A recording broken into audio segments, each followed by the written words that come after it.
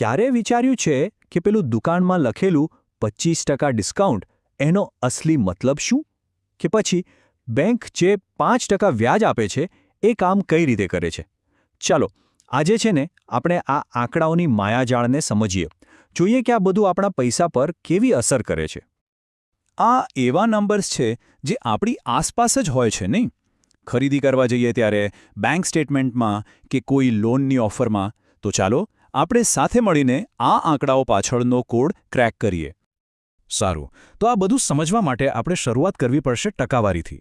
સમજી લો કે આ આખા નાણાકીય ગણિતનો પાયો છે. એકવાર આ સમજાઈ ગયું ને તો પછી બધું જ એકદમ સહેલું લાગશે. ટકાવારી ખરેખર તો એકદમ જબરજસ્ત ટૂલ છે. એ આપણને કોઈપણ આખી વસ્તુના ભાગને સમજવામાં મદદ કરે છે. ભલે પછી એ પૈસાની વાત હોય કે પછી ઇલેક્શનમાં કોને કેટલા મત મળ્યા એની, અરે આપણી ફેવરિટ ક્રિકેટ ટીમના જીતવાના ચાન્સ કેટલા છે એની વાત હોય. એક ઉદાહરણ જોઈએ. આ ચાર્ટ જુઓ. આ બતાવે છે કે એક 50 લાખની વસ્તીવાળા શહેરમાં 60% લોકો ક્રિકેટના દીવાના છે. જુઓ, ટકાવારીના કારણે આટલી મોટી માહિતી એક જ ઝટકામાં સમજાઈ જાય છે. અને આ 60% એટલે કેટલા? તો કે પૂરા 30 લાખ લોકો. ટકાવારીનું કામ જ આ છે, મોટા મોટા આંકડાઓને એકદમ વાસ્તવિક અને સમજી શકાય એવા બનાવી દેવા. ઓકે, તો હવે ટકાવારી શું છે એ તો સમજાઈ ગયું, પણ એનો રોજબરોજના જીવનમાં ઉપયોગ કેવી રીતે કરવો? ચાલો એ જોઈએ. અને આનું સૌથી કોમન ઉદાહરણ કયું? દુકાનમાં મળતું ડિસ્કાઉન્ટ. ડિસ્કાઉન્ટ ગણવું ને એ ખરેખર બહુ જ સહેલું છે. જુઓ, ખાલી 3 સ્ટેપ છે. પહેલાં તો વસ્તુની ઓરિજિનલ કિંમત શું છે એ જુઓ. પછી એ કિંમત પર કેટલા ટકા ડિસ્કાઉન્ટ છે એ ગણી કાઢો. અને છેલ્લે બસ એ ડિસ્કાઉન્ટની રકમને ઓરિજિનલ કિંમતમાંથી માઇનસ કરી દો. લો, મળી ગઈ નવી કિંમત. પણ ટકાવારીનો ખેલ ખાલી ખર્ચ ઘટાડવા પૂરતો નથી હો. એ આપણા પૈસાને વધારવામાં પણ મદદ કરી શકે છે. અને આ જાદુ કઈ રીતે થાય છે ખબર છે? વ્યાજથી. ચાલો હવે એના વિશે વાત કરીએ. વ્યાજને એકદમ સાદી ભાષામાં સમજીએ તો એ પૈસા વાપરવાની ફી છે. જો આપણે કોઈના પૈસા વાપરીએ, જેમ કે બેંક પાસેથી લોન લઈએ, તો આપણે ફી તરીકે વ્યાજ ચૂકવીએ. અને જો આપણા પૈસા કોઈ વાપરે, જેમ કે આપણે બેંકમાં જમા કરીએ, તો એ આપણને વ્યાજ ચૂકવે છે. સિમ્પલ. પણ અહીં એક મજાની વાત છે. શું ખબર છે કે વ્યાજ પણ 2 અલગ અલગ પ્રકારના હોય છે.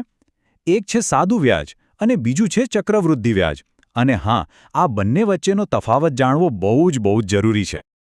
ચાલો પહેલાં સાદા વ્યાજની વાત કરીએ. આ નામ પ્રમાણે જ એકદમ સાદું છે. આમાં વ્યાજની ગણતરી હંમેશા ફક્ત શરૂઆતની રકમ પર જ થાય છે, જેને આપણે મુદ્દલ કહીએ છીએ. એટલે કે દર વર્ષે મળતું વ્યાજ એકદમ ફિક્સ રહે છે. આ ટેબલ જુઓ એટલે તરત સમજાઈ જશે.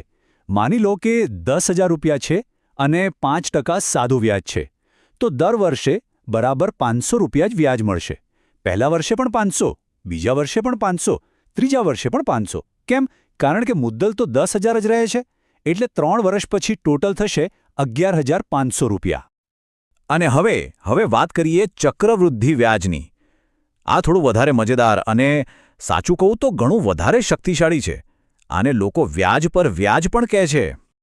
અહીં જ આખો ખેલ બદલાઈ જાય છે. અહીં વ્યાજ ફક્ત મુદ્દલ પર નહીં, પણ જે વ્યાજ જમા થયું છે એના પર પણ મળે છે. જુઓ, બીજા વર્ષે વ્યાજ 500 નહીં પણ 525 રૂપિયા મળ્યું. કેમ? કારણ કે એની ગણતરી 10,500 પર થઈ છે. એટલે જ 3 વર્ષ પછી કુલ રકમ 11,576.25 રૂપિયા થાય છે. સાદા વ્યાજ કરતાં વધારે. આ જ છે ચક્રવૃદ્ધિનો પાવર. તો ટૂંકમાં કહીએ તો આ જ છે મોટો ફરક. સાદું વ્યાજ ખાલી શરૂઆતના પૈસા પર લાગે, જ્યારે ચક્રવૃદ્ધિ વ્યાજ શરૂઆતના પૈસા અને એના પર મળેલા વ્યાજ એમ આખા ટોટલ પર લાગતું રહે છે. અને લાંબા સમયે આ નાનકડો લાગતો ફરક બહુ જ મોટો બની જાય છે. અને હા, એક વાત યાદ રાખવા જેવી છે. ભલે વ્યાજ સાદું હોય કે ચક્રવૃદ્ધિ, ખરેખર કેટલા પૈસા વધ્યા એ જાણવું હોય તો બસ છેલ્લી ટોટલ રકમમાંથી શરૂઆતની મુદ્દલ રકમ બાદ કરી દેવાની. તો આ બધી વાતો કોઈ ગણિતનો ક્લાસ નથી. આ સમજવું એટલે જાણે કે એક નાણાકીય સુપર પાવર મેળવવા જેવું છે. આ જ્ઞાન આપણને પૈસા બાબતે વધારે સારા અને વધારે સ્માર્ટ નિર્ણયો લેવામાં મદદ કરે છે. તો આખી વાતનો સાર શું છે? 4 મુખ્ય મુદ્દા યાદ રાખવાના છે. 1. ટકાવારી વસ્તુઓની સરખામણી માટે છે. 2. ડિસ્કાઉન્ટથી આપણે ઓછા પૈસા ચૂકવીએ છીએ. 3. સાદું વ્યાજ એક સરખું રહે છે. અને 4. ચક્રવૃદ્ધિ વ્યાજ પૈસાની વૃદ્ધિને સ્પીડ આપે છે. તો હવે જ્યારે આ કોડ ઉકેલાઈ ગયો છે, સવાલ એ છે કે હવે પછીનો નાણાકીય નિર્ણય કેવો હશે? શું હવે બચત વધુ સારી રીતે થશે? શું રોકાણ વધુ સમજદારીપૂર્વક થશે? કે પછી હવે ખરીદી કરતી વખતે એક અલગ જ આત્મવિશ્વાસ હશે? આનો જવાબ દરેકે પોતે શોધવાનો છે.